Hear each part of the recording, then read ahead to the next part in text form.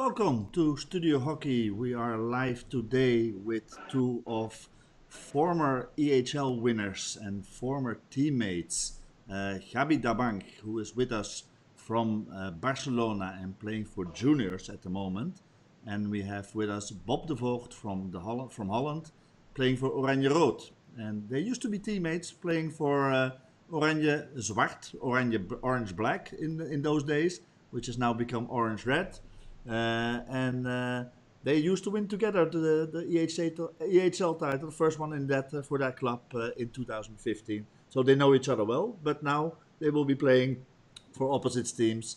But both will be playing in exactly 1 month time when the EHL launches again in Barcelona on the 5th, and they play on the 6th of October. Hey guys, welcome to our show. Gaby, let's first start with you, and maybe you can tell us a little bit about all of the clubs that you've played and where you've played and where you had and where you're playing now at the moment as well.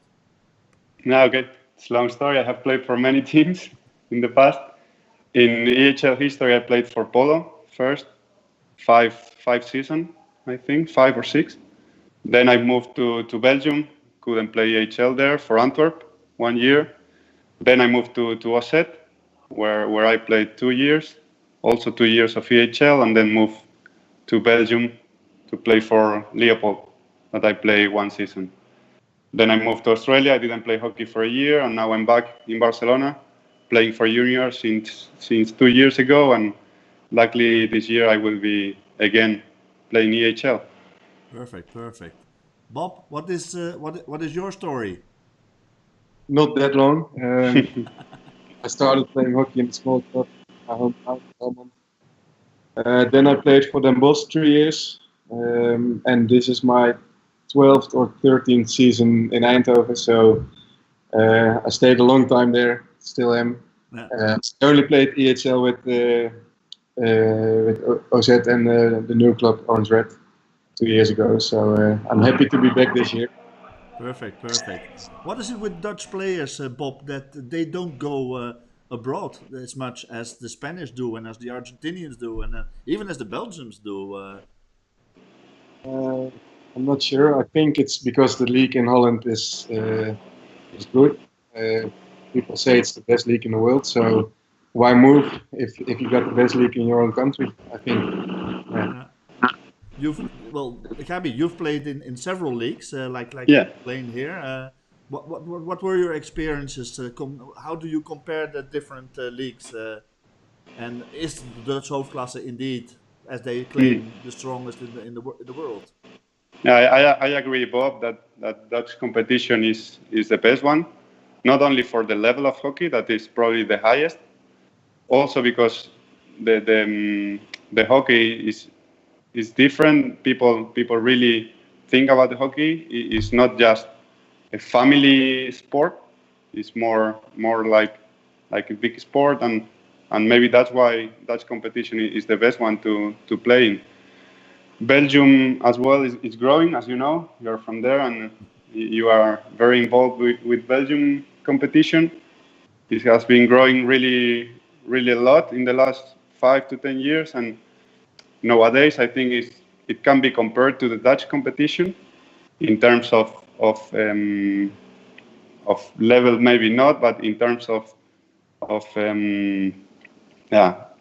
common knowledge of people about hockey. And then we have the Spanish competition that is still a family sport and still small, but I think it's growing, it's getting better. And yeah, they are all different, but all the same. We all enjoy playing hockey, and the 3 of them are good. Perfect.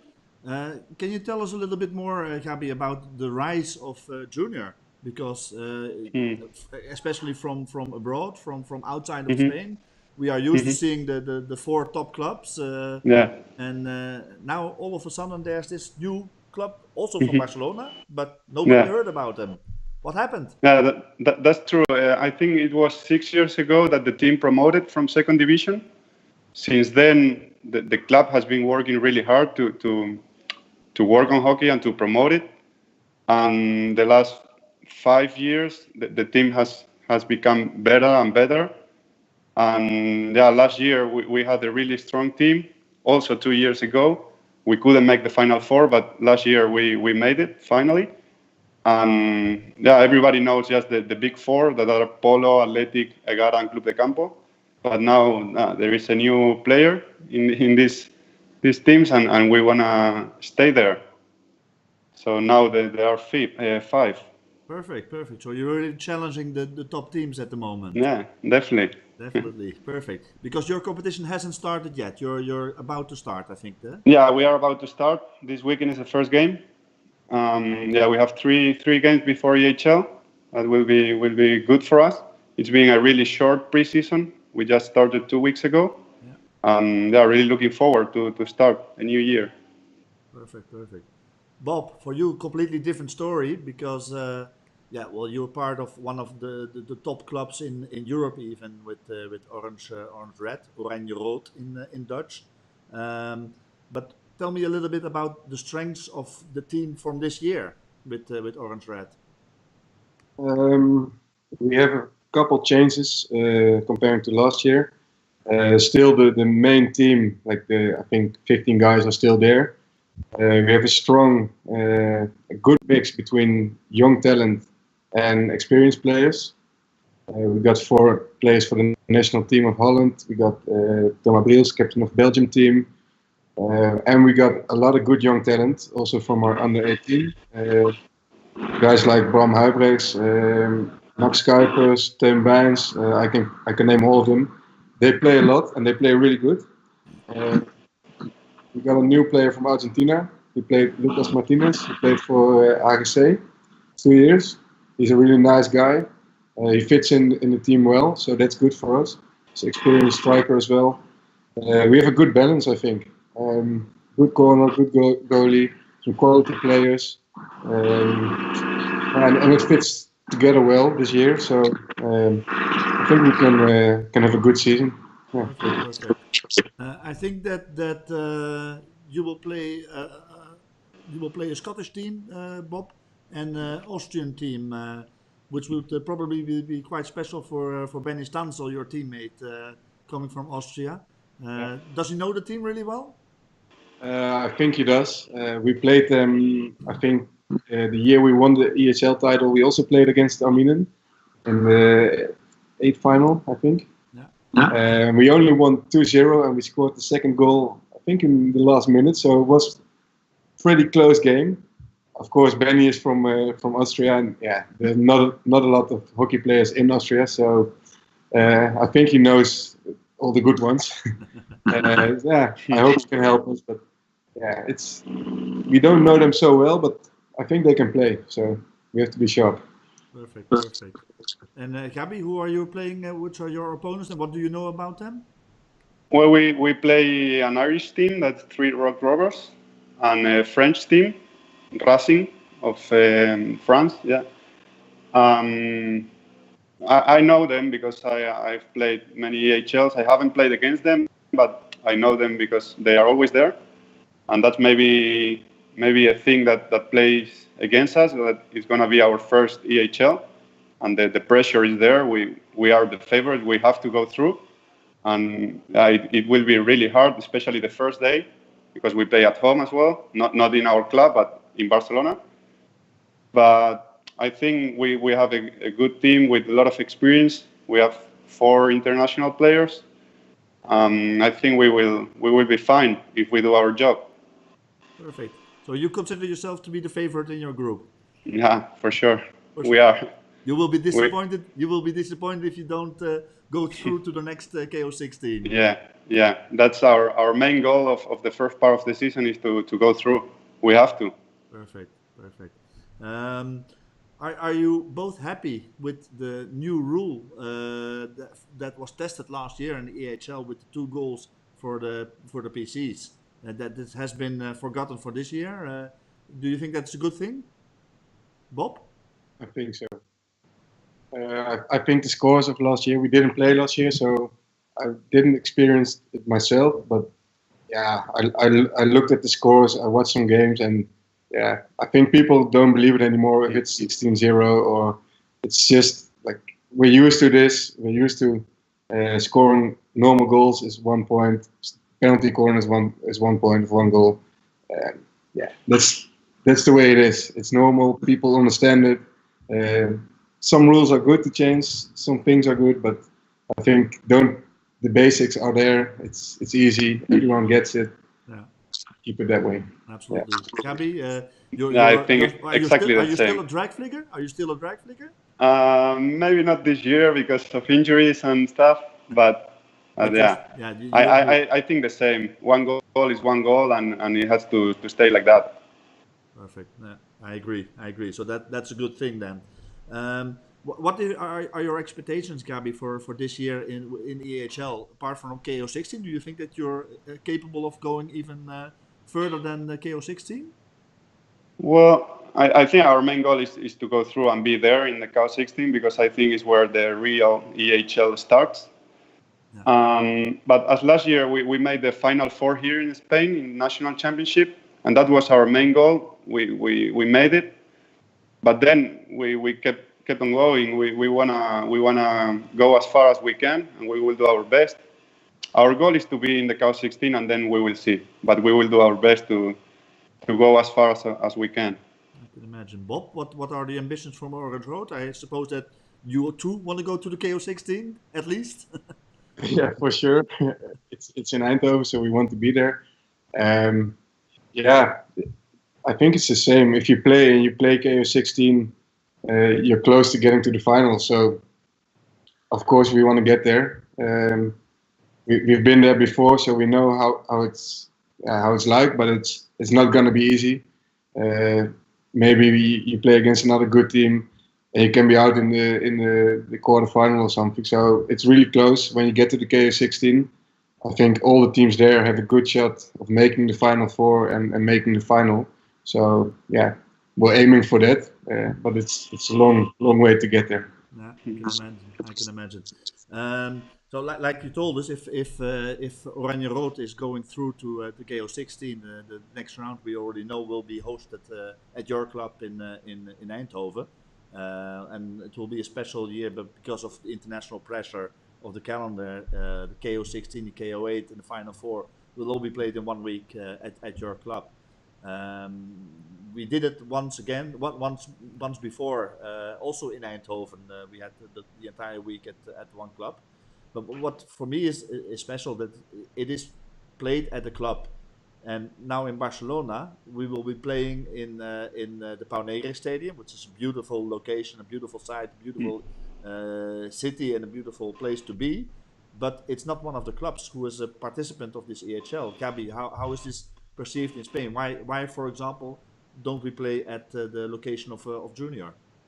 Well, I think that's an agreement of EHL with the Council of Barcelona. It was signed 2 or 3 years ago, and they agreed to do the first part of EHL there. I don't know why there. Probably because it's Barcelona, and we are in Sant Cugat. That is a different location. We are 15 kilometers away of Barcelona, and I think that's the reason. Yes, I It's can. a contract that it was signed a few years ago. Yeah. Will you get a lot of supporters from your club I at the location in I hope Barcelona? so. Yeah, I hope so. It's the first time that the club plays EHL in history. They have never played any European championship, and I hope they all come to support us. We will need them. Yeah, I can imagine. And Bob, will there be a lot of supporters from Eindhoven making the travels to Barcelona? Do you think? Probably not as much as from Junior, but I think there's some people coming, which is good for us. It's always nice to have support. So I don't know. I don't think it will be hundreds, but there will be some people. Yeah. Good. Are they coming for the hockey or for the party? Both. Yeah. Well, people from Eindhoven know how to party, so Yeah, definitely. perfect. I just wanted to ask you, what do you think would be the future of the EHL? Because, well, as you will both know, there's a lot of pressure from international events and the new strategy forced upon us by FIH, which will be quite difficult for European club leagues to continue in the way that we did. And as a first example, we see the EHL who's being forced to play the KO16, the KO8, and the Final Four now in 1 week at one location instead of spreading this out like we are used to, because of the pressure of the international calendar and the new Hockey Pro League that will be launched next year. But do you think that EHL will still have a future, Gaby? I hope so, because for players that for example, I'm not longer playing international for national team. So if you cut that kind of tournaments and national competitions are also being cut because of international calendar, I feel like they are killing hockey, because we play 2 months, then we have to stop for 5 months, then play another 2 months and a lot of games in just a couple of weekends. Same for EHL.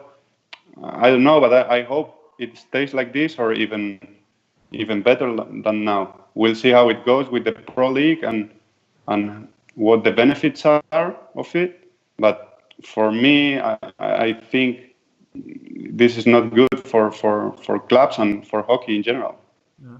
Bob, you will be playing probably both the Hockey Pro League with the Dutch national team, as well as a lot of club hockey with your own team. What are your thoughts about this? And do you think there's still a future for events like the EHL? I agree with Gaby on the point that club hockey also is important. If we only play internationally, like the Hoofdklasse or the Spanish league, they wouldn't exist anymore. I think in 5 years, because it's not that important anymore. And it's nice. Don't forget, for the players, it's nice to play AHL. You play against different countries. You play against good teams you don't play against normally in your league. It's a good experience, and for me, winning the EHL is a real big prize. It's not just a tournament where we play a couple games and it's fun, and it's a serious tournament against serious good teams from Europe, and it's a big prize. I think it needs to be there. It's part of the game, and it's really nice for players, international players, club players. Doesn't matter. It's a good experience for all, so it should be there. Yeah. Yeah. We've got one question from the audience coming in. The guys from way down under, from Australia, the Reverse Stick, which is a famous global hockey podcast. They come up with quite a novel idea, a novel solution maybe for the problems with our calendars. They say, what would you think about moving your club season to the summer, so you don't lose times in those time and the games in the winter? Bob. Let me think about that. Well, I think the period we play in is pretty short now. What Gaby said, we played 2 months. Then the internationals have the tournaments, and then we play another 2-3 months. So it is short, but I think we also need the time, especially in summer, to play the European Cup, to have the preparation for example, the Pro League is coming now. The World League was there. The World Cup, all those tournaments. You also need time with the national team to train. You also need some time to don't train. So for us, it's a long season. We start in August, or we finish in August, and we start in September. And where's your holiday? So you also need some time off sometimes. It's hard. I think it's good to have a good look at the schedule, also with the league. And I think sometimes the break is too long. I agree. But I don't know. We also have a lot of tournaments in the summer, so yeah. It will be difficult. Yeah, it's either one or the other. So. Yeah. What are your thoughts? What are your thoughts, Gaby? Wouldn't Yeah, it be too hot in the summer? Maybe here in Spain, it depends where you go. It can be really hot. I think it can be an option, but actually in Spain we start the competition this weekend, but it's not normal for us. We normally start the last weekend of September or 1st of October, and we are already moving the calendar 3 weeks in advance. And same last season, we finished beginning of June, and we normally finish in May. So it is happening, but it's what Bob says. You have to find a balance between national hockey and international hockey. True, absolutely. Calendar, I mean. No, I understand. Um, in Belgium, we made a change this year. We adapted the way that our club leagues is being played, and we had a similar system to to both Holland and Spain and most of the European countries. But they decided to rethink completely the championship, also with the pro league in mind. What do you think, Bob? Should not that also not be done in Holland with the hoofdklasse? I think it could be an option. Things like that, I think you should look seriously too. I like it. I like the fact that you play more games that are important. I was listening to your podcast last week, and Good. there's also there's good points and there's like points. Okay, you don't play all the teams twice. That's for me. That's a bit weird. Yeah. So you're in a league and you have your own little league in the league. Yeah. So yeah, could be that. Yeah. Maybe for the people who don't know, the Belgium system will be there are still 12 teams in the honor division, but they are divided up into two pools of 6, and within your pool of 6 clubs you play home and away games, and the other pool clubs you play only once, and then we make up a ranking, and then there are quarterfinals, semifinals, and finals, which means you don't play every club twice in the season, but you do get more do or die games, which I think is really good and a little bit lacking in our current system of competition. Gaby, what are your thoughts about? Yeah, I didn't know about it. It sounds good. It's a matter of trying and seeing if it works, and then maybe try it in other leagues. I think in Spain we are way too traditional to change like that. But for example, here we have playoff of 8 teams, and that's also different. So why not? If it works in Belgium, why not here in Spain? Absolutely, absolutely. Bob, let me change the subject completely, because you are one of the few hockey players in the world that is being sponsored by Nike. You're wearing the colors proudly right now, I see. Um, Nike has come into the picture lately again with their famous "Just Do It" ad, and they created a new ad for their 30th birthday of the "Just Do It" slogan they use, with the American NHL player Kaepernick, which is quite controversial. Have you seen the ad already? What do you think about it? To start off, my contract just ended with Nike. Ouch. So I'm looking for a new sponsor. Anyone? No, it's true. I still play on the shoes of Nike. I still have a good relationship with them. Unfortunately, they won't be in hockey next year. I've seen the ad. It's I think it's typical Nike. They always do stuff like this. They're always a bit on the, how do you say it in English, rebel side, not the normal route. They take the special stories, the special athletes, and I think in that way it fits. It's what I didn't understand at first is they do this and they also are sponsor of the NFL. They are the sponsor of all the gear, all the shirts. So it's a bit, it's hard. They are on two sides now. But I get it. It's part of the image of Nike. People talk about Nike, and I think they had a good thought about it, think about it, and I think all the attention is worth it for them. Yeah, I can imagine. Gabi, you at the moment you're not sponsored by Nike. No. You're the typical player who's had an international career. You had, like you explained to us, you had the option to travel the world a lot. But you're now in the position, like many of the club players, even at the top clubs in all European nations, where you are combining work and playing hockey at the top level. How is that working out for you? Is that Well, yeah, it is very difficult, especially if you play international hockey. So if you are in national team, then you have to combine with your club and then with work. That's almost impossible. But if you combine just your club and your job, it's still difficult, but you can make it. Especially if you like to play hockey, you do it. You just do it. But definitely, it's way more difficult if you are not professional. no, true, true.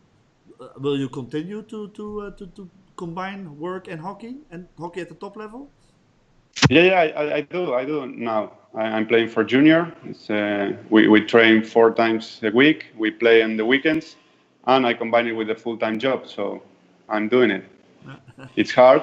I don't know for how long I keep doing this, but for the moment I'm doing it, and I'm happy. Uh, Bob, you're a full-time hockey player at the moment. You've done some things and you've done your studies combining with top hockey. What are your thoughts on this and how do you see your own future combining hockey and possible professional life? I always liked doing stuff besides hockey. Also, to keep your mind off hockey. Sometimes it's hard to be like only thinking about hockey the whole week. For me personally, at times, like now, preparation of the World Cup, you have to. It's every day. It's hockey. It's training. It's all to get ready for the World Cup. So, but I do like uh, to do other stuff, to do projects if I have the time for it, and eventually I would like to work as well and have a different career. But for now, I also want to get everything out of hockey for the next couple of years. I don't know how long I will be there for, but I still enjoy it. I like playing for the national team. I like playing the good tournaments.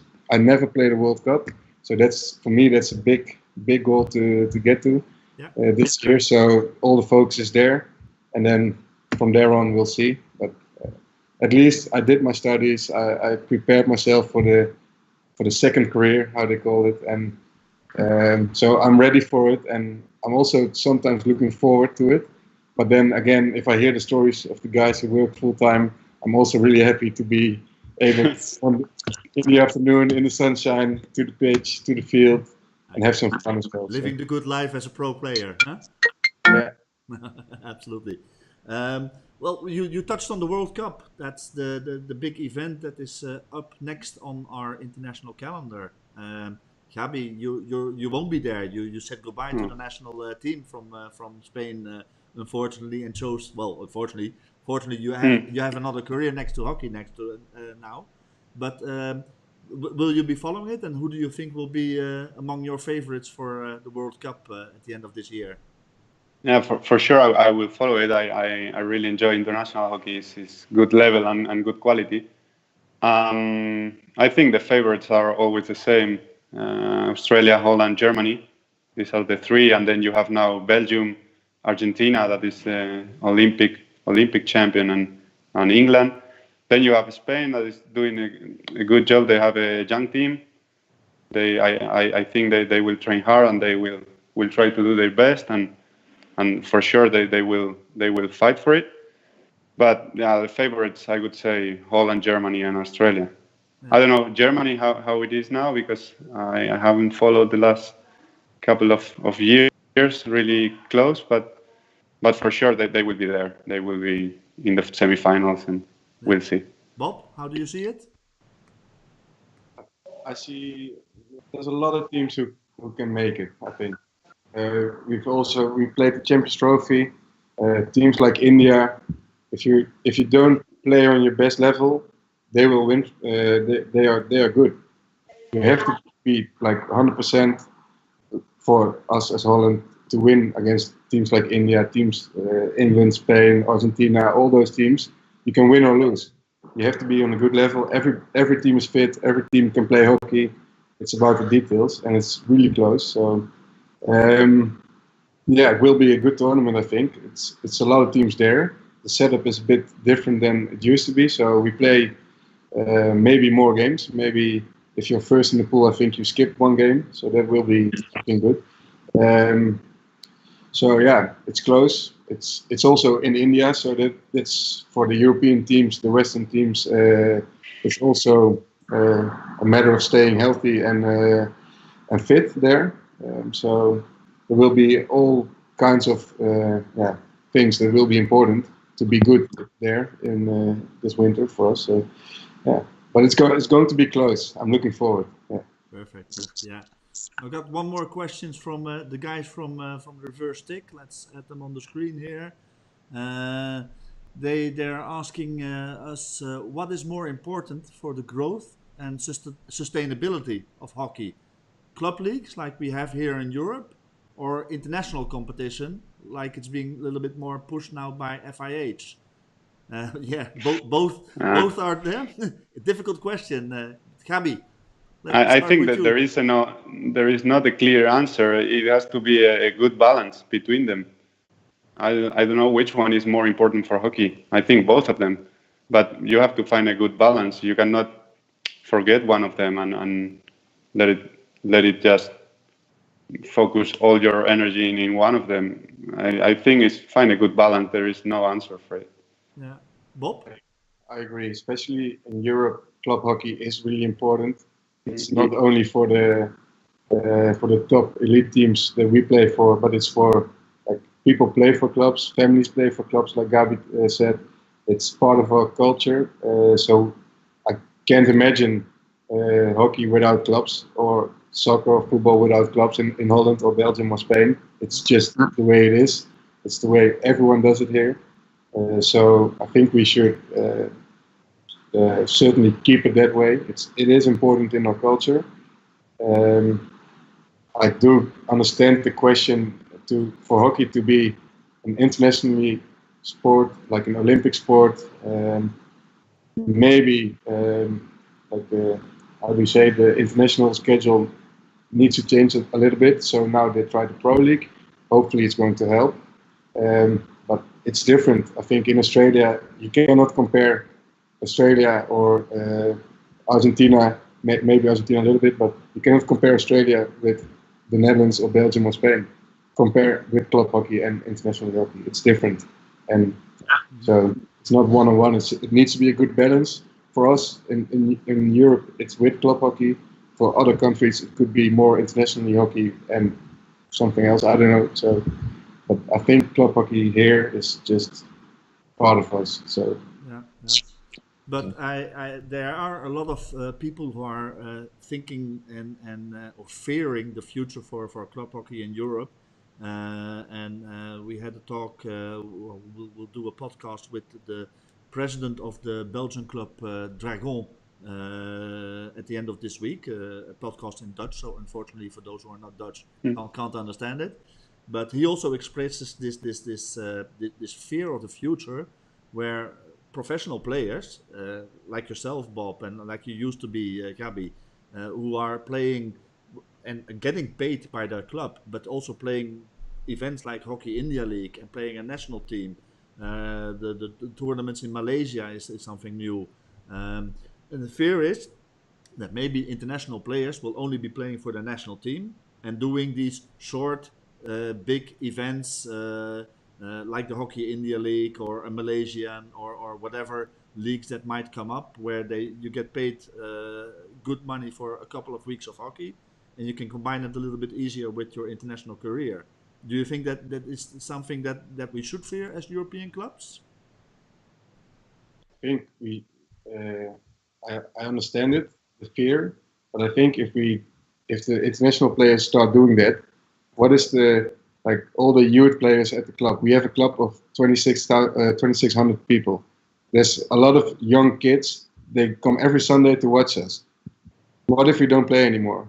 I think if the top teams are out of club hockey, the complete level of club hockey in general will also go down, because there is no ambition for the kids. There's no first team they can get to. They don't have any idols, because they all play in Malaysia, India, or it's too far away for them, I think. So that's what makes club hockey so important here. Is every Sunday they come and watch our games. the whole week we train and we say hi to the kids. We're all together. It's not only a club, and Gaby knows that from his time at OZ as well. One of the first things we always say as the first team is we want to be part of the club. We want to be part of the family. It's like we want everyone to share the wins with us and have fun with us and enjoy being at the club. And if that's gone, what's the point of playing for a club anymore? In my opinion. No, absolutely agree. We in Europe we love our club hockey and with good reason. Absolutely. Okay, guys. Just before finishing up here, going back to the EHL, who do you think will be the top scorer of this EHL edition? Both being strikers yourselves. Bob, who do you think? Between us, or In total, you, you can tell between yourself as well. But do you think you will score more than Gaby? I'm not sure. Let me remind you. I think Gaby has a record in the EHL: 7 goals in one game. Gaby, am I True, right? true. Yeah, Oh, you're right. are you going to do this again this year? I hope so. As long as we win, if I score 7, that's better. But as long as if we win 1-0 and I don't score any goal, I'm happy as well. Yeah. But for sure, Bob will have more chances than me. He will play all the games of EHL. For sure, they will make the final. I trust them, guys, playing at home. So you have the pressure. You have the pressure, Bob. One final question then, also related to the strikers. Who do you think will be who is for you the worst defender that you will encounter? What do you think are the most difficult guys to play against as a striker? Gaby. Wow, difficult question. Well, I don't know already the defenders of the Irish team, but for sure they will be really hard. They play really hard and they defend really strong. And for sure there will be 1 or 2 defenders of the Irish team that will be really hard to beat. Bob, what are your thoughts? In general, I don't like the defenders who can run. Because that's what I need. I need some space. I need to run. I like to run. So if they are, for example, Sander de Wijn, he's a guy who's really,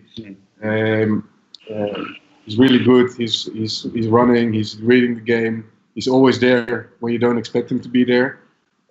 Defenders like that are hard for strikers, I think. The physical ones, they are annoying, but they're just physical. So if you get around them, they're also gone and you will never see them again. So I don't like the defenders who are always there, have good timing. They are like also, how do you say it? Like they can run, they can move fast. They are for me the hardest defenders to play against. Makes sense. Makes sense. Even for a fast striker like yourselves. Okay, guys, I want to thank you very much. We've gone over our time a little bit, but it's always interesting when you're talking hockey. It's like that. So thank you very much, and I wish you all the best when you play your first EHL game in exactly 1 month in Barcelona. Enjoy, and I hope there's still a lot of sunshine in Barcelona at that moment. And enjoy your games there, and best of luck with your club competitions this season as well. Thank you very much. Hope to see you here. Yeah, well, won't be next month, but I'm for sure going back to Barcelona once more again. Okay, perfect. Okay, guys. Thank you, and Best of luck. Bye bye. see you, Bob. Bye bye.